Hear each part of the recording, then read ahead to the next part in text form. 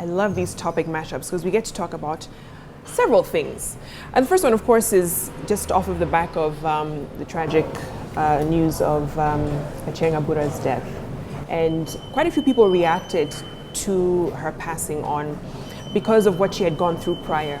She was trying to get help for her son who had sickle cell anemia, and the response wasn't that great. Yeah. And people were asking questions and trying to find out, is it that Kenyans don't care anymore?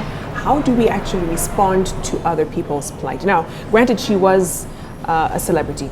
People knew her, but people didn't know about her plight. Not everyone knew about her plight. But I mean, David, what do you make of what she was going through up until, and now people are making noise saying, oh, we didn't care, we could have done more. I mean, what do you make of those kinds of reactions? Well, first of all, I'd like to say, Kenyans generally are people who help. Yeah. If they know there's something that's happening, we've seen it countless times. Mm-hmm. So I think it's we shouldn't look at that one situation and blow it up and say the Achieng Abura case was something that is unique. Mm-hmm. I think it was unique in its own sense. And what I was saying earlier was that there's a celebrity and then there's a public figure, and we should also look at how do we approach those kind of situations. Yeah, yeah. I don't have an answer to it, but I just say that it's unique in the sense that she didn't put the story out there. Yeah. And people didn't know. Right. I feel like if people really knew, I happened to have interacted with Achieng Abura during some climate change campaigns, and when I got to really know her and how invested she was in the issue, not just being a celebrity, but in the issue, then for me it's really a pity that it had to end that way. Yeah. And I wonder, on the other side of this, Corey, sometimes as celebrities or public figures, there's an expectation. Yeah. You might have that because I am in the public eye, people should know and people should respond. Not in a selfish way or demanding, but there is some sort of expectation. Yeah. I think people should basically live their lives as human beings. Yeah, yeah. Don't live your life expecting people to be there for you just because of the mere fact that you're someone we see on the TV, or we've attended your concerts, or probably if I'm a celebrity myself, don't expect me to be there for you just because we are in the same space of being celebrities. And I think that's a problem that we actually have, because people always expect, like I mentioned earlier, when celebrities hang out together or public figures, it's always, we are birds of a feather, we are the same thing. So, I mean, when something bad happens, we always roll together, but no, that's not the thing. It's more about the optics. Exactly. How it looks, So I think just tone down your expectations and live your life just as a human being with the people who are true in your life. Yeah. I mean, and a lot of the reaction came from after a Facebook post by well-known lawyer Donald Kipkorir, and he said, Kenyans are hypocritical. It's only now in someone's death that you want to show concern. And I mean, do you think that's the case, Eric? That we really are a hypocritical people? No, we are not a hypocritical nation. The only thing here I would go with my colleagues, what they've said, is that how personal was this issue to us as Kenyans determines how we respond. To us who have known Achieng Abura personally, having the opportunity to watch her train a band, thinking, I actually think that was her last project.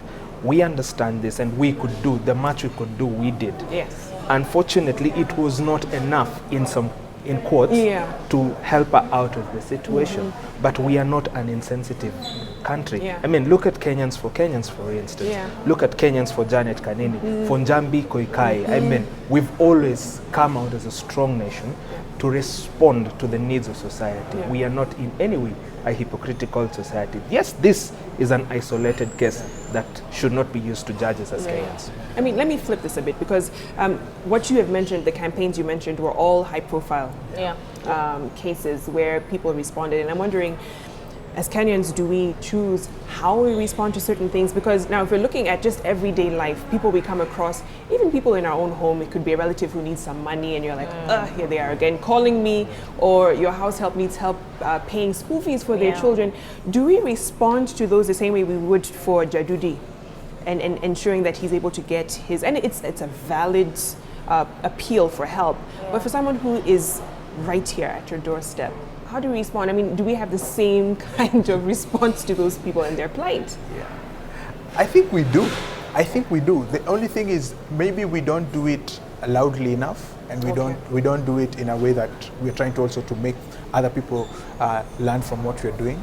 So someone who's on Facebook all the time and they're talking to their friends, they won't tell how they help their housemate, for example. Okay. They won't come out and say it out loud because they don't want to also look like they are rubbing it on people's faces. But I think it's person to these issues are, I can look at them as person to person, but generally Kenyans do actually help. Actually, I think we do help more than we get credit for. Right. You know, but it's not saying that we're also too good and we're good. I'd also, conversations like this now can help, you know, bring that to light. Right, right. I mean, and referring to the article done by Oyunga Pala, and he was talking about how we've accepted abnormal as normal, you know. Anything that is just negative has just become part of regular Kenyan life. And he gave the example of outside his home, he saw a woman who collapsed with a baby on her back. And instinct told him, help her out. Yeah. And he was telling a friend about this case, what happened, and the friend said, wow, you know, you don't behave like the normal Kenyan. And he's thinking, normal Kenyan? Yeah. What would the normal Kenyan do? You know, and is it that we don't necessarily respond at times to something like that? You know, I don't know what your take is on that, Corey. I think it boils down to humanity. It's just like when we have, so we have politicians who are going to steal from us, right, through our taxes. We have a thief who's going to come steal in our homes. We have a murderer who's going to kill people.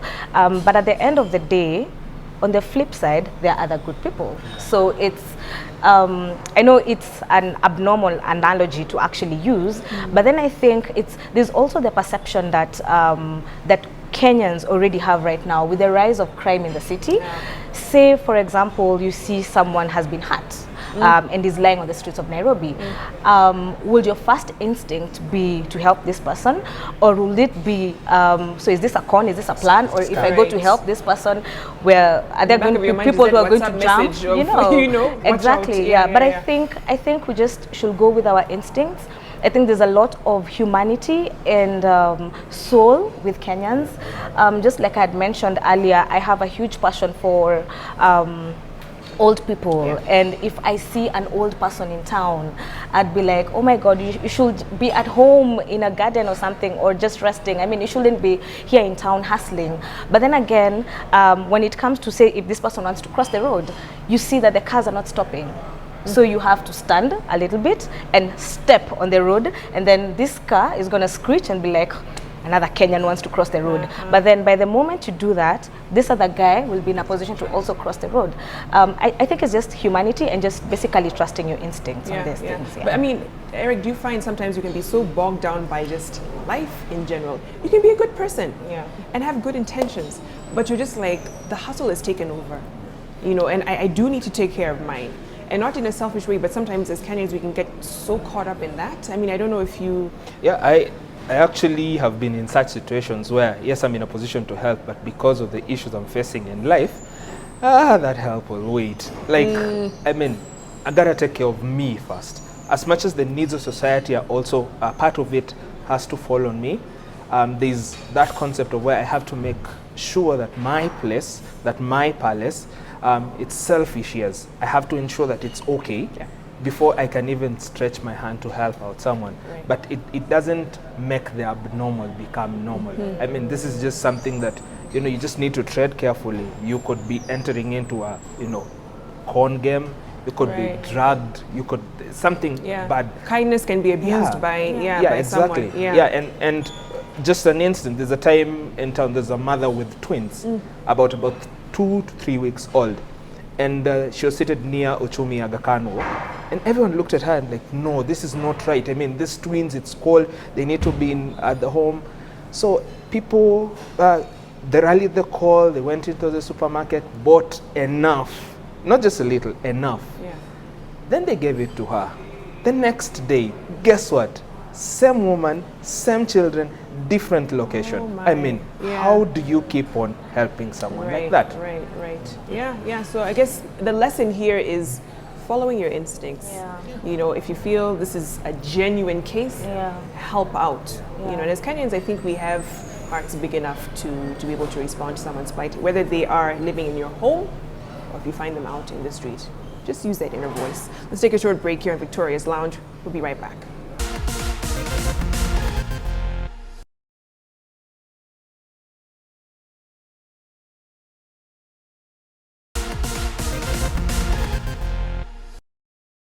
All right, welcome back. You're watching Victoria's Lounge. Now, this one got me really excited. I was reading an article the other day about a gentleman who couldn't afford to pay the bride price.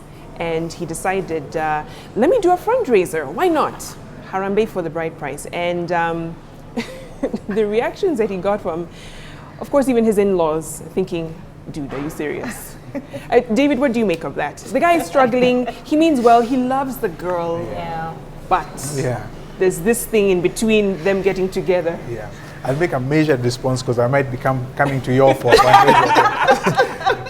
but I think it's the maybe for me how I look at it is maybe peer pressure or the need to maybe impress someone else apart from himself, because I think if a normal person wouldn't be thinking of fundraising and maybe they have bills and they have things they have to do, so I would narrow it down to peer pressure, or maybe society, or maybe just pressure from family. Because someone would say, okay, if you can't afford the bride price, why get married? Exactly.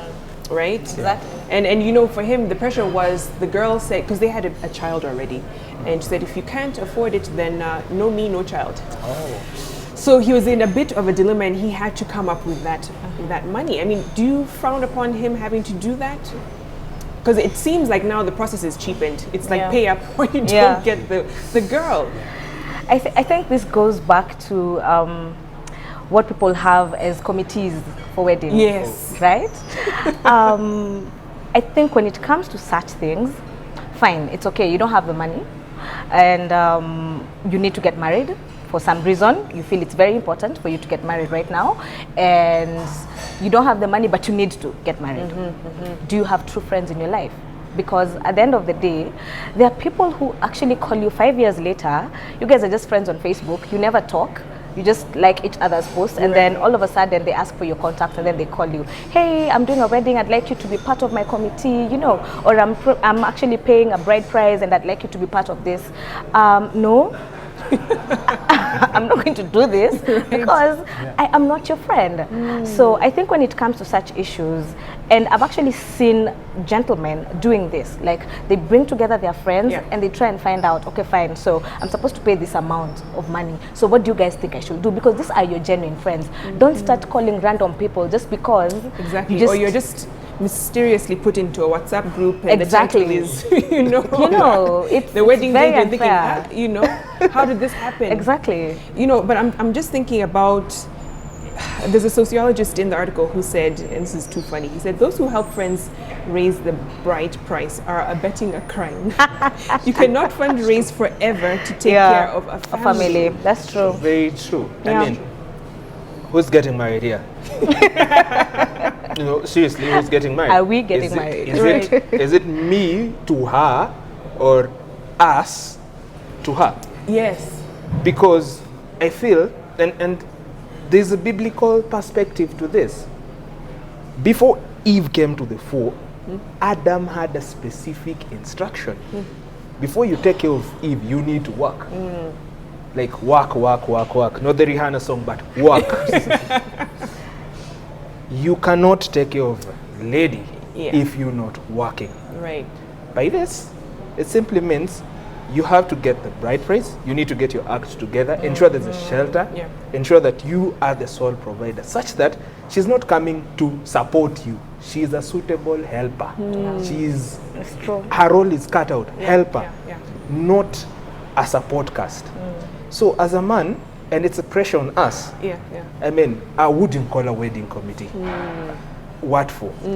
It's me raise the money. There was applause from Corey on that one. I mean, I wouldn't call a wedding committee. What for? I mean, call the people. This is my budget. This is my money. Help me fix it. Right. Logistics. Yeah. Exactly. Yeah. Because And I think it's good to differentiate between a wedding and a marriage, right? Because a wedding is one day. Right. Yeah. Yes. Yeah. And then the marriage Starts. for Right. life, right? Right. Yeah. So I think maybe, and that's why you keep saying it's the peer pressure. Because if you had friends who can advise him well, Yeah. and just people who really care about it, they would tell him like, dude, why are you doing this? And the thing is that on the flip side, I wonder because there was also another scenario where some guys did help their friend actually pay the bride price, and then there was a sense of entitlement where the guys felt like, Now we own. I'll come to your place anytime, we are right? married. And the wife said, absolutely not. You know, and they're thinking, oh, what happened? You know, so will the boys develop some sort of entitlement that, hey, dude, I helped you with this? So she's my wife, not our. Exactly. So I have to, do this my own way. I mean, it's not bad to carry out such. Yeah. I mean, there are people who have used creative means to get people to pay, not knowing they're paying for the bride price. I mean, somebody wrote a play, people watched. I mean, their money, the money came out from there, that came out from there, went to pay and fund the wedding. I mean, people didn't know. And this person continued this as a passion. They write plays about marriage. That's smart. That's being smart. Right. I mean, God didn't give us a brain just like that. We were meant to be creative. So, I mean, instead of calling your buddies to come and help you, raise the bride price over a goat, I mean, you can get creative. Use that which God gave you to raise your own so that you can get enough, not just to pay the bride price, but also keep on with raising the family. Yes, go ahead, There's an David. interesting twist to this story, though, because the pressure seemed to almost come from the lady. Yes. So what does that say? Quite sad. Yeah. To be honest, as a woman who will potentially get married one day, Come on it up. is actually so sad when ladies do this. You know, you're getting into a relationship with someone, you know who they are, you know the kind of background that they have, but then you're giving them pressure for, you want to do like a 3 million wedding, and you know the background, the financial background of this guy. Yes. And get this, you guys have been dating for a while. So it's not like he's just going to do, some magic and money just tokelezea, I don't know from where. It's actually really wrong. To be honest, as a woman, I think that's... And I really wonder, I mean, is the, okay, I know I'm getting into very dangerous territory here. Murky waters. But is the bride price necessary to show love and commitment? You know, because the guy can't afford it, he can't afford it, but he loves you, he wants to take care of you. Why not put that to taking care of the family after the marriage? Because like you said, the difference between the wedding day and the marriage. I would say bride price is not any show that the guy loves you or not. From where I come from, it's an appreciative token to the parents of the lady, saying thank you for raising this person. And from here, she's no longer yours in quotes, but I will take care of her. It's not a purchase. I think people can misread it that way. It's not a purchase contract. It never ends. Where it's commercialized, there is a big problem. It's actually, I'm actually going to add something on that. And you go for this different ratios, and you've not agreed on the amount of money that you should give for this lady. And there's one thing that my dad told me, and he told me, I don't know whether he can remember this. He said, there is nothing that any man is going to give me that is worth you. Wow. Exactly. Wow. There's nothing, because even if it's 1 million, 5 million, it doesn't matter. There's nothing that you can ever be given that is worth your daughter. And I think for this, it's just a matter of understanding. I don't know, the families who usually make this to be such a circus, I think so it's many, and there's so many actually, but I think it's just something traditional, that it's a thing, it's our culture, and that's how we are. It's a good thing, I think, but it shouldn't be made into financial, it's not like a biashara now, that bride price, no, I'll go buy land, And how much of a man you are sometimes is measured on that, which is very unfortunate. Guys kind of fall to that pressure as well. I think here is where now it's the relationship between the two people, the man and the lady, to look at it and say, where are we going? Why are we doing what we're doing? Because you're not marrying so that you can, show off that you're married. You're doing it because you want to create something. So it's a conversation that only the two of them can look at. And here I think the pressure, more pressure is on the lady than on the man, because the lady can help prepare their family and say, you know, this is where we are coming from. Don't put pressure on us, you know. And I've seen some of even my colleagues and some of my friends where the lady really helped easing the pressure, because now they're telling their parents, hey, we don't have these resources. And sometimes even you find the parents look at it from a point of view of, okay, you don't have to pay everything now, but let there be a relationship where you can be coming in. Exactly. It's a good point. I mean, in terms of it's because some guys can actually pay the one-off. You know, and some families feel that's disrespectful because we want to actually continue this relationship. As you're saying, if it's not like you can't afford it, we have to do a payment plan. You know? We actually want to keep seeing you come back. You know, so I think developing that kind of relationship between the guy and the in-laws, a healthy one, is more important than him having the pressure of like, oh my goodness, this million or however much they've agreed upon to pay for this lady. I mean, it is, if bride price is commercialized, I'm sorry to say, it's like the woman is being put on sale. Yes, I was just about to say that. There's no two ways about it, and that's why when you hear this, some issues of, you know, violence in relationships, and it's because I have a sense of entitlement. I bought you. I bought you. I bought you at a price, so you're gonna do nothing about it. And if it's meant on, you know, a healthy relationship between you and the in-laws, then you find even love thrives, because your in-laws could be people you can just call. I was actually passing by. I'm coming to check on you guys. Rather than a purchase contract, like, you know, sign here. Where's the daughter? Come now. So you guys, adios. No, it's true. So now, as we wrap up, so how did you feel about the fundraising for the bride price? Yes or no? No. Corey? I'll just stick to this. I don't think there's any money that can be given that is worth a daughter. I don't think there is. Okay. A huge no. A huge no from Eric. So both guys are saying absolutely not. I'm paying for it. All right, on that note, let's take a short break. Much more ahead of Victoria's Lounge.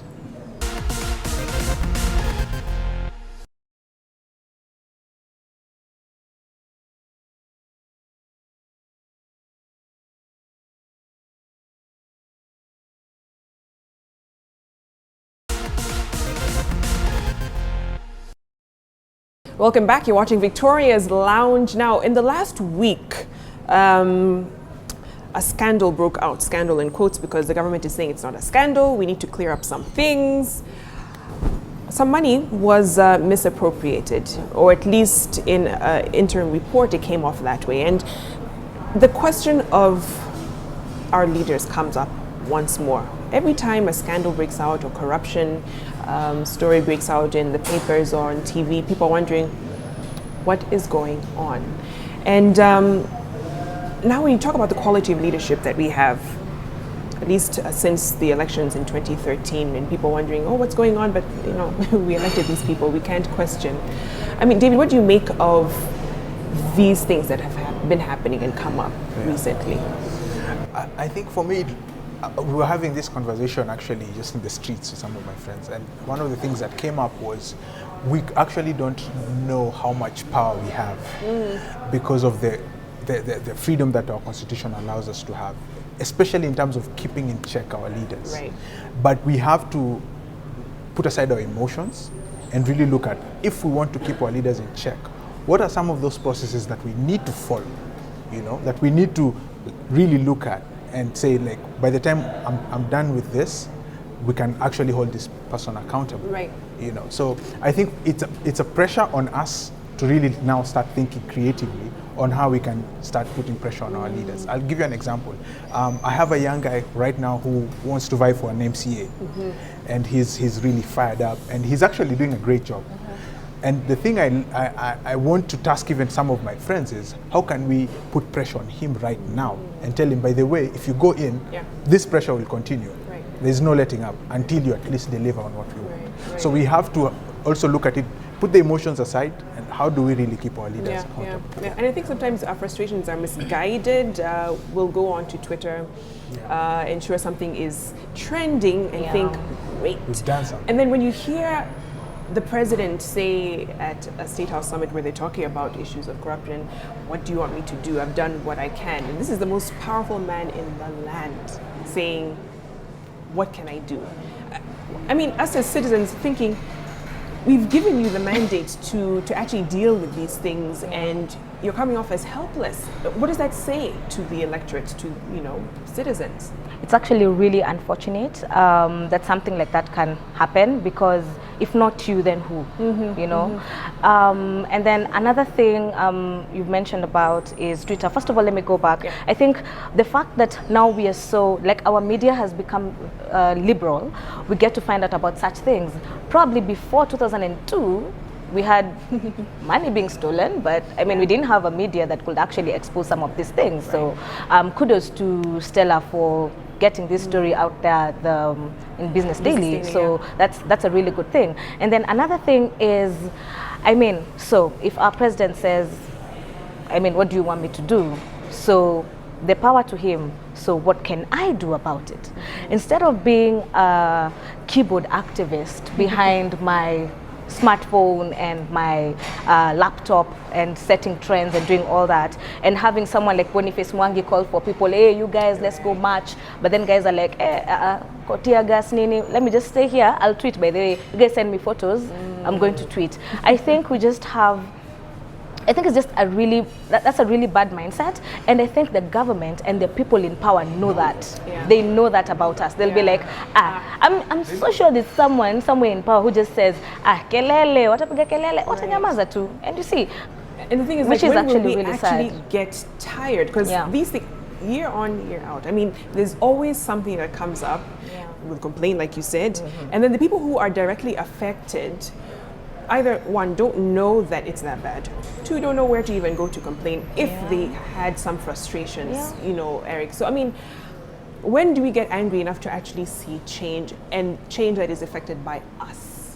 I think, first of all, separate the office from the individual. By office, I mean, like, if it's an MCA, if it's the governor, if it's the woman rep, if it's the senator, separate it from the people, from the individual. Because right now we look at it as, for instance, the governor of Nairobi is Kidero. We say Kidero has done nothing for us. We are crucifying the individual, yet we may not understand what the office of the governor entails. Maybe as citizen, our work would be simple. Understand, what does this office entail? What is let's start where the basic is, the MCA. What does my MCA do? What is the mandate of an MCA? Then, does the MCA even know that? But yes, that's another story. Exactly, that's another story, Then, from there now, because we as the citizens know about this office, know about the KPIs, the deliverables, how do we keep this guy in check? Then we can come back and say, no, this individual did not deliver in this office, and we took him out. But if we keep on the hashtag advocacy, I mean, tweeting is doing something, but it's not something enough. We need to speak loudly and boldly about what we tweet about. And that's why, moving from the hashtag advocacy into the real advocacy. I mean, if we leave civic education in the hands of the government, of which I'm seeing the trend that we are setting, then it's like wildebeest learning how to cross the Mara from the crocodiles. Nothing like that happens. It's interesting, you talk about moving from hashtag advocacy or activism into actually making a difference. I remember seeing a tweet by Stephen Colbert, and he had a sign saying, the way to legally overthrow the government, vote. Right? And a lot of times our voice is within the vote, but how many times are we going to do that? And we see a lot of recycling of corrupt leaders, where you'll see one step down for graft or whatever it is, and then the next thing you hear, they're running for position somewhere. And so this leader may be voted in, and again, we'll see more or less the same thing happening wherever they've been put in place. So what should the constituents do? Engage in all forms of learning the system. I think we're too oblivious of what's really happening. I think we watch the news and we get emotional, but we don't get to do our background, and we don't get to ask, if I am to hold someone accountable, what would I have to do? I've been fortunate enough to be engaging in a lot of youth advocacy and trying to lobby MPs. And I've seen how just a meeting with an MP and telling them these are our issues, can you introduce it as something? Right. They actually go and do it. They actually go and do it. Recently there was a climate change bill, and some of my colleagues have been endlessly following up how the climate change bill can come through. And they actually put a lot of interest in the process. So I would say there's a big burden on the shoulders of civil society right now as we speak, and even just religious institutions to really walk through and have integrity, so that people can now come and say, okay, let's walk in the process. Or seeing a corrupt leader as just that corrupt. I was reading an article written by Major Mohamed Watto. He's a former soldier and he's also a political analyst, and he said, I cannot differentiate between criminals who murder the innocent at will and those who plunder public resources.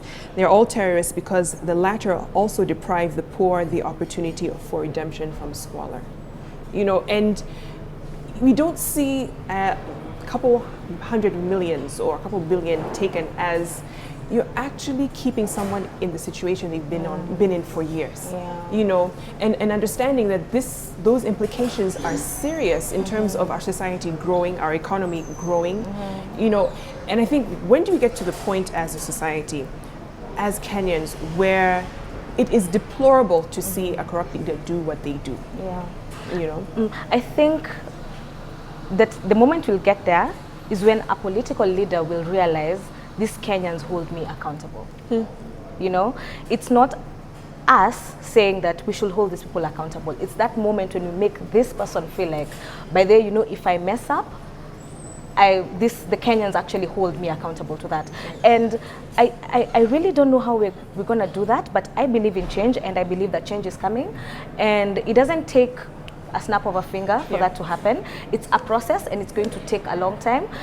Like, I was talking with a friend of mine, and she was telling me that a place like in Australia, where they hold their leaders accountable, and their leaders know, by the way, you know what, if I'm given this position, it's like the way you go and apply for a job. I'm going to do this, I'm going to do this, I'm not going to do this, I'm not going to do this. Yeah. So I think it should just get to a point, and I don't know how we're going to get here, but it should get to a point where our leaders feel like, I am accountable to the people who voted me in. Go ahead, Eric. And I think we as Kenyans need to understand, we own this country, not them. Because we've let the politicians own this country for so long that they do whatever they want, to the point they'll abuse us, step on our heads, and, you know, make us do nothing. But we need to realize that we are the ones who have the power. Who lines up during elections day to vote? That politician has one vote. It is we, the Kenyans, who line up, brave the scorching sun, you know, and wait endless nights for the results to be announced for that person. It is us, and the Constitution gives us the power. And I don't know why we don't read that Constitution, because I know some people from almost where I come from is, you know, kama baba alisoma, hii katiba iko sawa.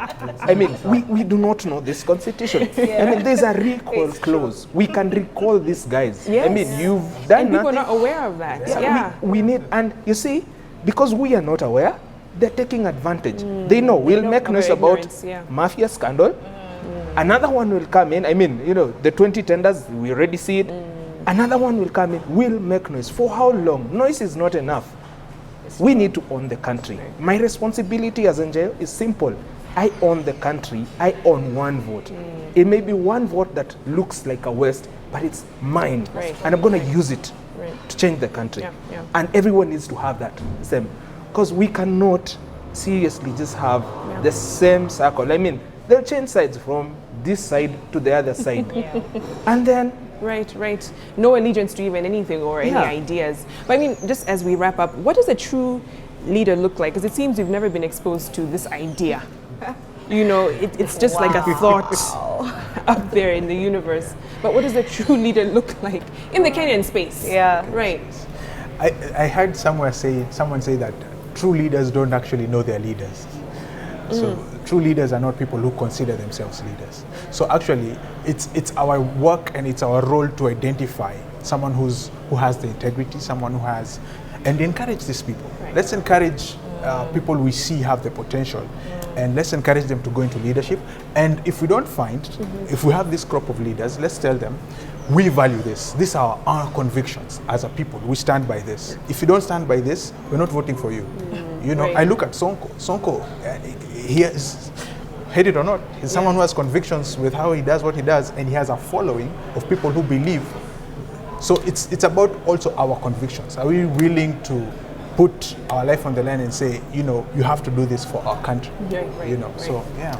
That is a perfect place to leave it. Thank you to David, to Corey, and to Eric. It is certainly a conversation that does not end here. Continue it on social media, #Victoria's Lounge. We always love to hear from you. And if you're demanding for true leaders and you yourself are a true leader, we want to see you stand up to the occasion so we can see actual tangible change on the ground in our country, in the region, in the continent, and in the world. Thanks for watching Victoria's Lounge. I'm Victoria Rubadiri. Thank you to the Golden Tulip Hotel for hosting us. Let's do this again next week. Have a great night.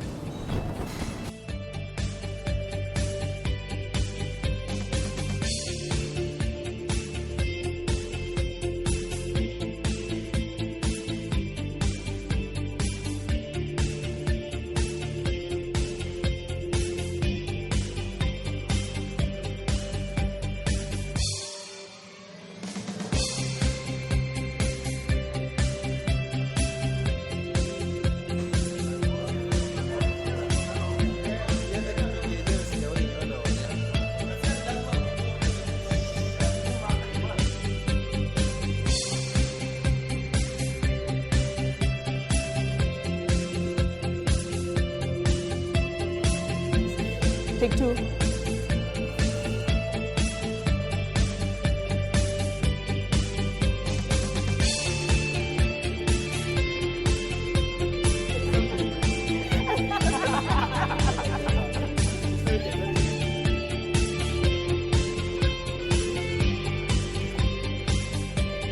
They need to be seen that they Yeah, at least, you know, some lipstick marks or something. It's my